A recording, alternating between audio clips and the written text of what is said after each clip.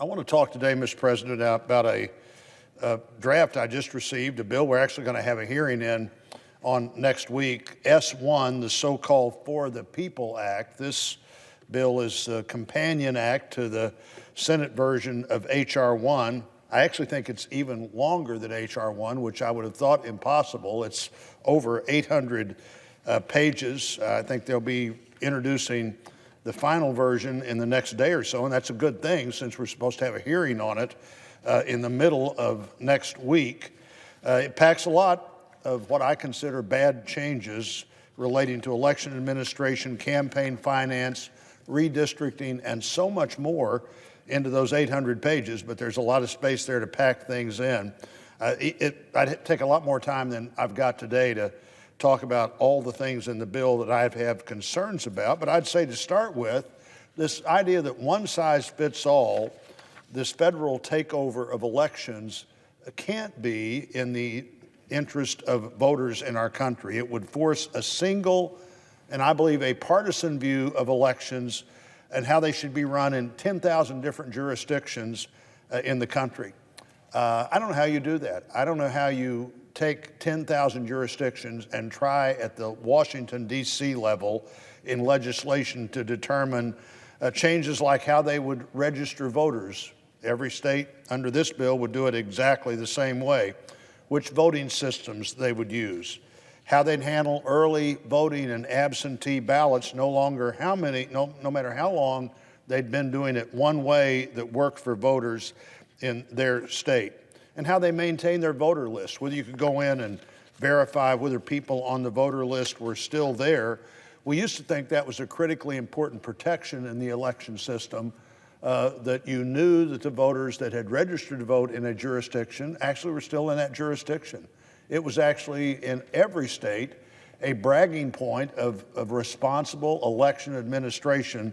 That would largely go away in this bill. This bill would require states to make ballot drop boxes available for 45 days prior to the federal election. Those are boxes that even designates the locations and tells the local jurisdiction how they need to handle those ballots as they come out of the boxes and would be processed. Remember, these would be not mailboxes, they would be ballot drop boxes all over the jurisdiction if you could find one. It would mandate unlimited ballot harvesting. That's a process where one person could collect and submit as many ballots as they could collect and submit. You know, in recent elections, we've seen ballot harvesting as a problem, as a real problem in these elections. Not only does one person have your ballot and decide how and get that ballot to where it should be, frankly, one of the problems always with ballot harvesting is maybe a person who knows voters pretty well would collect 20 and put 18 in the mailbox, or take 18 to the vote counting area, and the other two just somehow don't get there. Unlimited ballot harvesting, prohibited in many states, and in fact, in recent years, the Democrat House of Representatives failed to seat an elected representative in North Carolina because that person had used ballot harvesting. The bill would require states to allow felons to vote in federal elections. If you didn't like that in this case, you could have two sets of voter registration, one for federal elections and one for all other elections. And by the way, if you did that, you'd also have to have two different sets of ballots for an election day that had both local and state and federal issues on the ballot.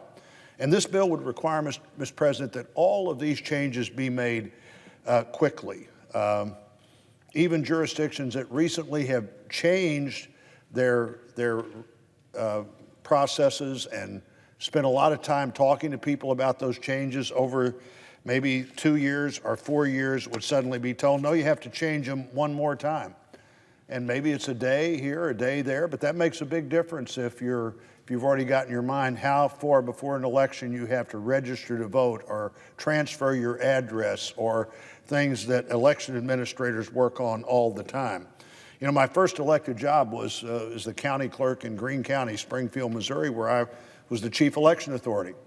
We had a county with about 180,000 people in it, and lots of registered voters, but you had to take that very seriously. Later, I was the chief election authority in our state for 8 years as the Secretary of State.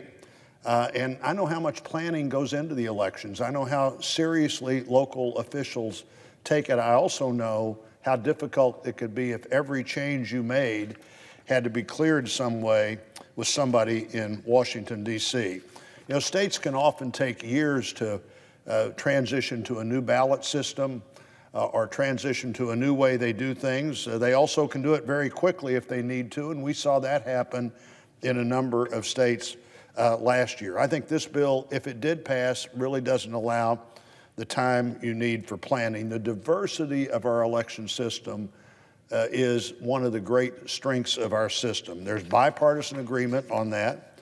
I've quoted President Obama on this before, but he said in 2016, quote, "There is no serious person out there who would suggest somehow that you can even rig America's elections, in part because they are so decentralized in the numbers of votes involved." This bill would undo that decentralized strength. It would undo that local and state responsibility for having laws that voters who vote for you understand you need to apply in the fair and best way you can. The bill would make our system less diverse, less secure. Unfortunately, this bill doesn't just stop at election administration. It takes the campaign finance system and changes it dramatically. You know, when the Federal Elections Commission was created in the early 1970s, it was a 6-member commission. It was to be bipartisan. This turns it into a 5-member commission with whoever is the president being able to appoint the 3rd member on one side to always outvote, if they need to, the 2 members on the other side. There have been many times, obviously, in the history of the Federal Elections Commission when the vote has been 3-3 or 2-2, whatever the makeup was at the time.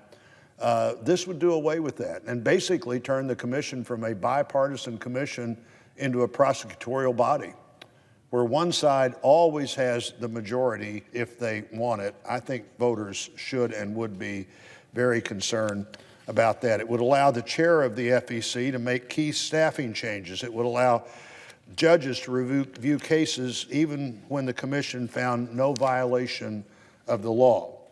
In addition, the bill would create a system of public financing for political campaigns by matching certain contributions with federal dollars. The match would be 6-1. So in the matchable, low dollar, whatever you define that to be contributions, if you raised $100,000 of those contributions, Mr. President, you'd have $700,000. $600,000 of those dollars could have been used by the federal government for other things rather than to finance politicians in a campaign. Now, I understand why politicians would like that. I've raised as much money as most people in this body have raised. You know, the idea that just the federal government would come in at some point and give me $6 for some percentage of those that I raised might be pretty appealing, but I think it would be wrong. It takes jurisdiction away from the states into how to draw congressional districts. Now, this is going to be inconvenient if it passes because the Constitution specifically says the state legislatures decide how to draw a congressional district. It doesn't say the Congress of the United States tells the state legislatures how to draw congressional districts, but this bill would do that. The bill requires redistricting commissions. It dictates who would serve on the commissions. It sets the criteria and the procedures for how you draw the maps. It lays out how the commissions have to take public input. And if that wasn't bad enough, it doesn't stop there. It even determines which courts act on all redistricting cases. And this would be a dramatic change where, again, you have a one-size-fits-all system in a country that clearly is not a one-size-fits-all country. Since very few states currently have commissions like that, it would set a lot of deadlines that we don't currently have. Districts drawn using 2020 census data would all but be guaranteed to be drawn by federal courts just because of the time that this bill sets out. But the federal court drawing the district isn't the big problem. The big problem is forever you've changed this, and forever you've put the D.C. Circuit as the ultimate circuit to determine all redistricting cases. We've never thought that power belonged in Washington, D.C. before, but this bill does. It's an unprecedented power grab by the federal government at the expense of the states. I think it's a transparent attempt to stack the elections in favor of one party. Election law should not be about a single party. If this bill were to pass, it would do nothing, in my view, to bolster public confidence in elections. In fact, I suspect most election officials around the country would begin to say, I'd like to be able to do something about that problem, but we'll have to clear that with Washington, D.C. first. I think the divisions in the country would be worse, not better. Successful election laws are passed on a bipartisan basis. We did that with the Help America Vote Act after 2000. We provided assistance and some direction with finances, but we didn't change a single state law after 2016. We left that up to the states. We created bipartisan impact when we did that. We should continue to put the strength and the security of the country's elections before party. We should continue to oppose the efforts of a single party to make sweeping partisan changes in our election system.